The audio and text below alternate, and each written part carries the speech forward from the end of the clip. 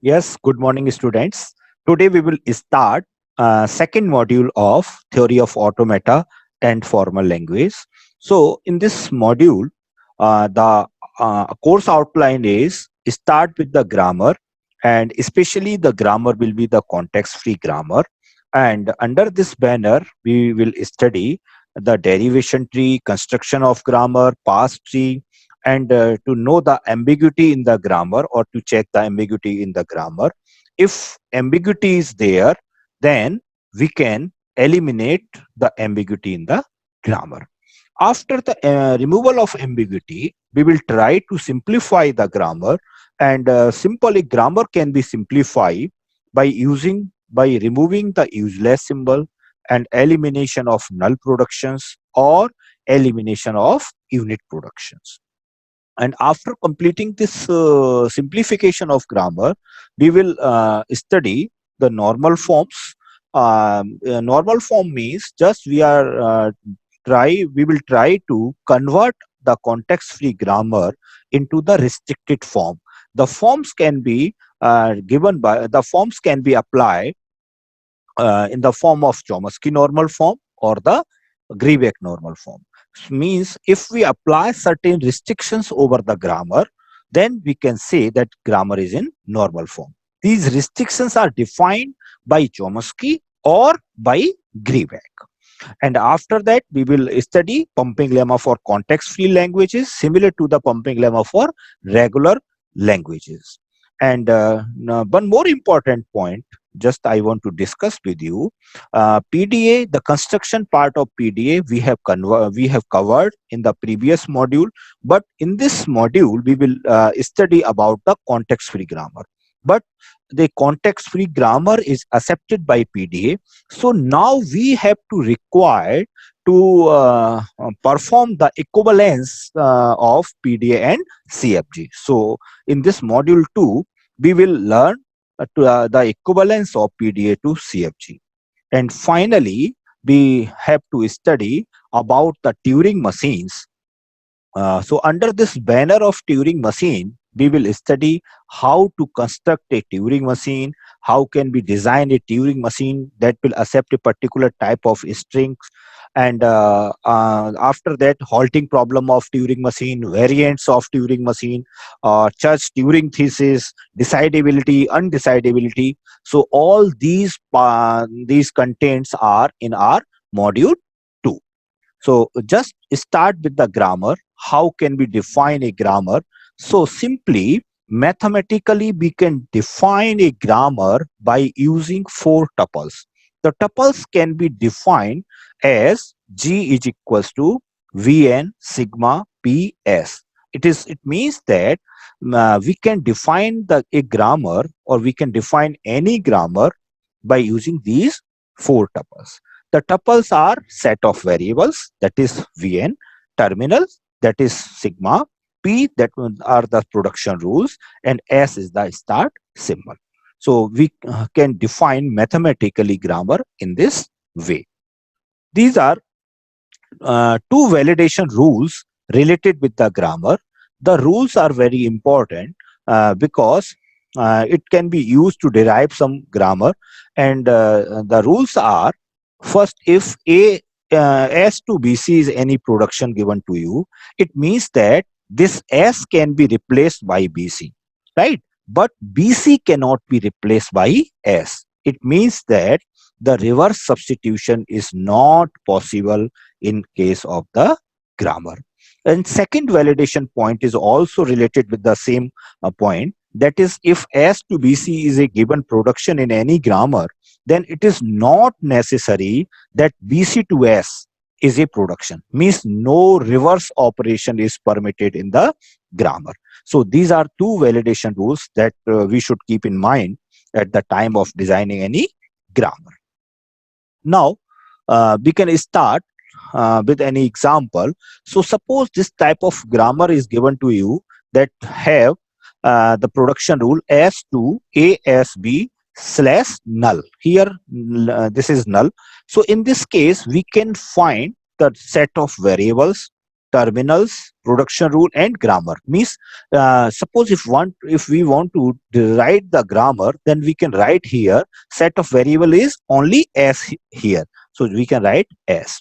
And sigma set of terminal is a and b. So we can write here a and b. And s is the start symbol, obviously. So we just written here s. And P is the set of production rule. So there are two production rules here, that is S to A, S B, and S to null. So we can write in this way also. So it means that we can represent all the component of a grammar by with the given example.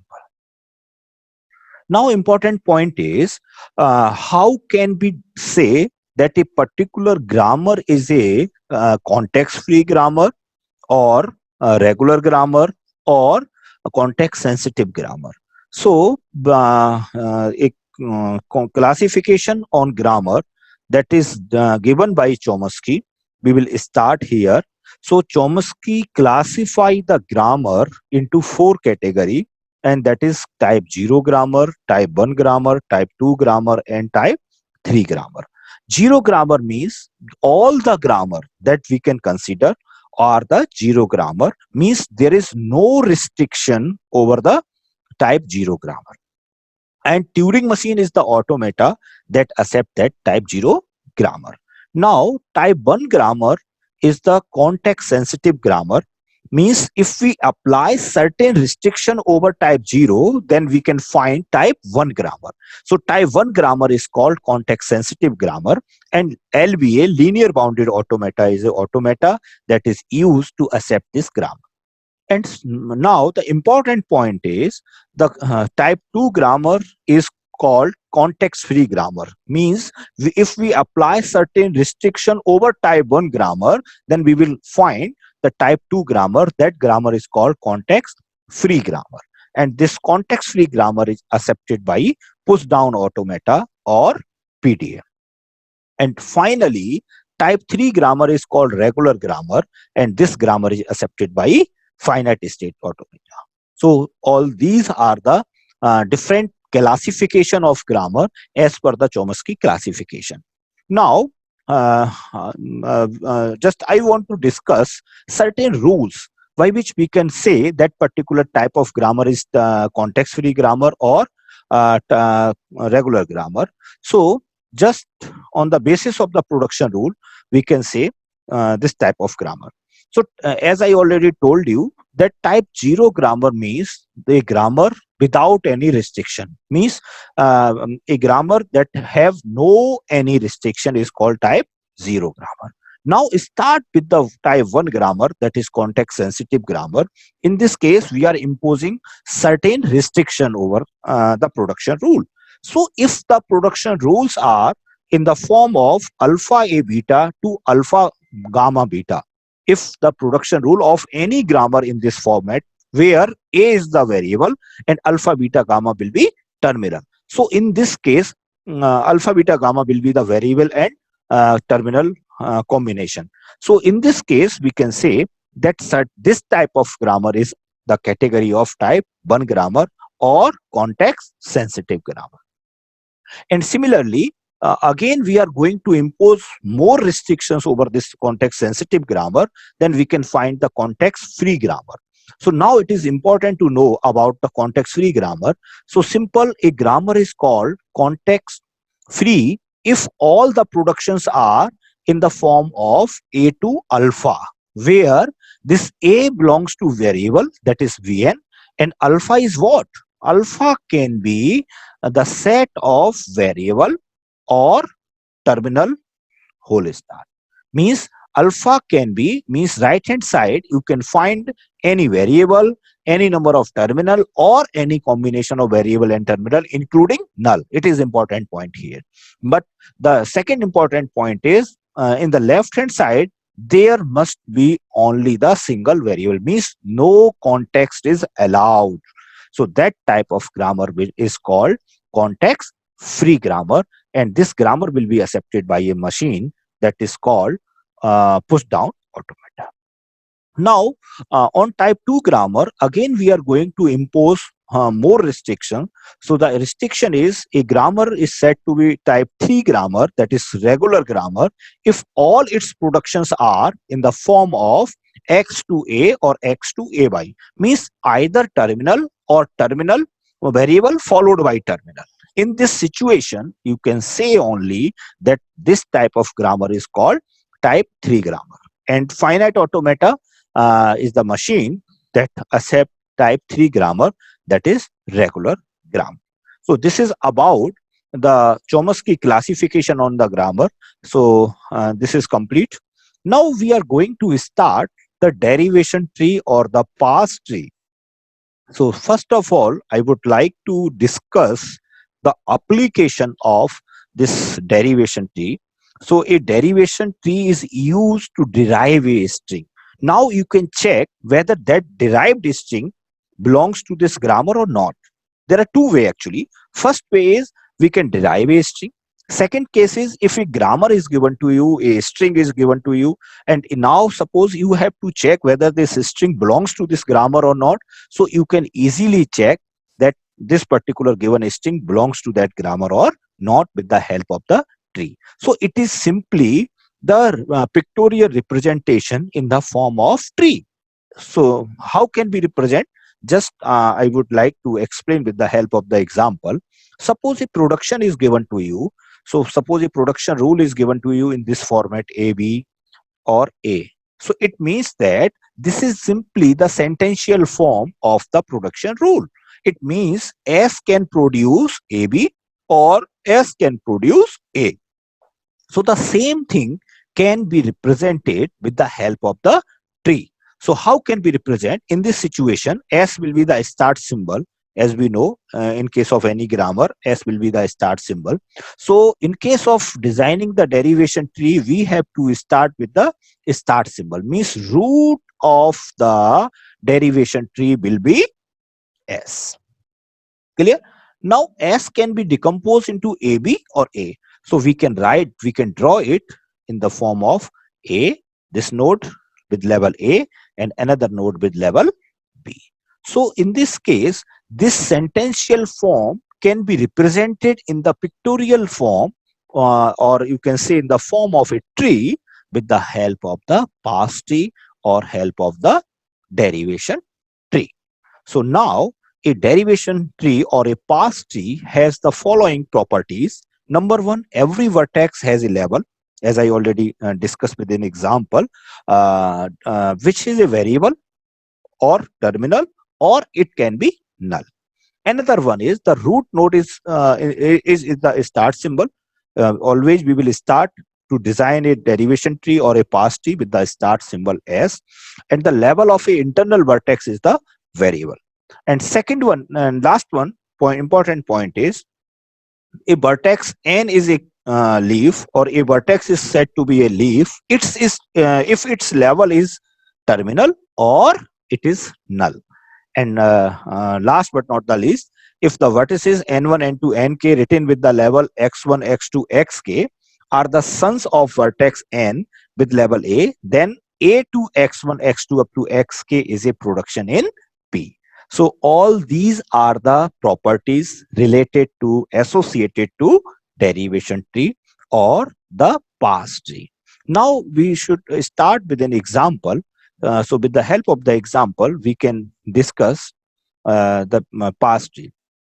Suppose this example is given to you. In this example, a grammar is given, that is G equals to SA, AB, PS, where P consists of S to AS, AAS, ASS, A to SBA or BA, right? So these are the production rules defined on the given grammar, right? Now you have to design a parse tree.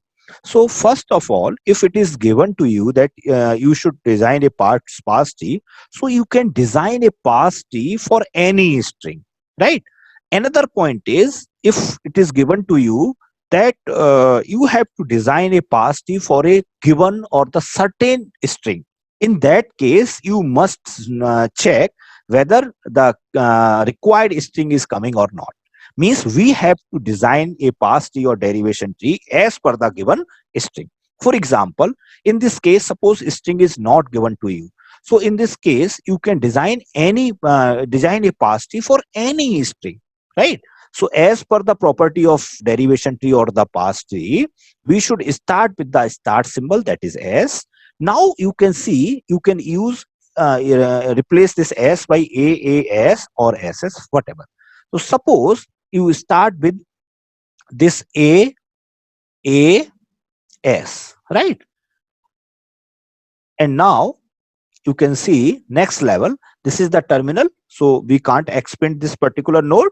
This is a, so in this case we can write here ba. So just b, it is a again terminal, so not expand, this particular node will not be expanded more. This is a, and this is s. So again, in case of s, we can write here a, that is terminal. So after concatenating from left to right, we can find here the string. So how can we write this string? That string will be A, B, A. So it means that we are designed here a pass tree for the string, this one. Or you can say this pass tree derive a string for the string a b a a. Now if I use this ss s to ss, this production in place of this s to aas, then we can find here this production rule, this string, that is the string is a b a, right? It means that we can find multiple string by the grammar. So it is in the examination, it will be asked that you have to design a pass tree for a particular string. If it is not given to you, then this answer will be correct. This answer is also correct. So you can use any, you can draw any pass tree for any string. You can assume any string. But if a string is given to you, then in this case, you have to design a pass tree for the given string. For example, the same question is asked in another way. If suppose this grammar is given to you, and in this case you have to find the derivation tree for the string a baa, right? So it means that you must have to design the pass tree for obtaining this string only, right? So in this case we have to design a pass tree by checking this particular string whether it is coming or not. So now you can find here a baa. So this is the pass tree for the given string. So it is all about the pass tree. And now you can find the derivations also. So derivations are normally two types of derivations, that are leftmost derivative and the rightmost derivative. A leftmost derivation of a string is a derivation in which each production rule is applied to the leftmost variable in the string.